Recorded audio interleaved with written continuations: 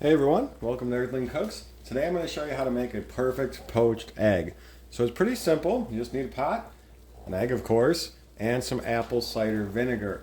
We're going to put a little bit of that in. Now I'm just making one today for demonstration, so I have a smaller pot. I'm going to add in about a half of a tablespoon of vinegar.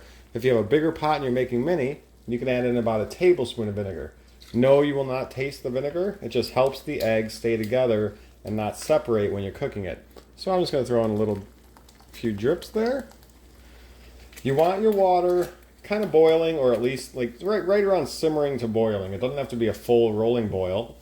But the first thing as well with the egg, you don't want to just crack that and throw it right in. You want to strain it. This will help get rid of all those little frizzy extras. So we'll go ahead and crack this and put it through a little strainer.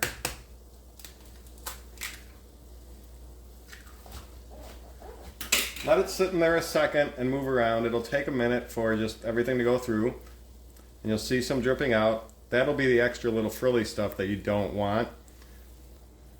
After you let that strain for a minute, you should have all the extra little frilly stuff out. Go ahead and pour that into another bowl.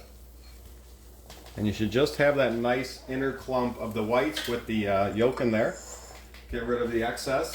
You can use that if you make a lot of these. You'll have some extra excess. You can use that and do something with it. Now all we're going to do is take our slotted spoon, which you'll need at the end, and we're going to actually turn our heat down to low. It's okay if it's not boiling or simmering anymore. It is super hot, it's going to cook it. But you want to get this going in kind of a tornado. Just keep it circling there. And now we're going to throw our egg right into the middle. Now right away, start a 3-minute timer, and we'll come back in 3 minutes and we'll see how this turns out. You might have a little frill going around, but as you see, it just wrapped around nice. Now we got a nice little ball in there. We'll come back in exactly 3 minutes. As it's cooking here, you can see it's formed perfectly. Now that tornado method works great. If you want to make a ton of these at a time, you can use a bigger pot and you can dump them in around the edges. They might not come out quite as perfect, but they're still going to come out great. So if you want to make multiple at a time, use a lot bigger pot and put them all around the sides. You can maybe put one in the middle, just keep them spaced out. After 3 minutes, go ahead and scoop it out with your slotted spoon. Be careful, just get under it. Let your water roll off and plate it up. Let's go ahead and take a final look.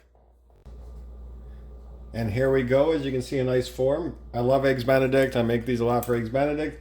And let's go ahead and show you. If you want that yolk more done, you just need about another 30 seconds. I like them really runny for like Eggs Benedict, but you can make these a little bit harder yolk as well if you want. Just leave them in there not too much longer, but about 30 more seconds will really do it. Here we go, and cut this open. There we go. Have any questions, let me know. This is Earthling Cooks. We'll see you all later.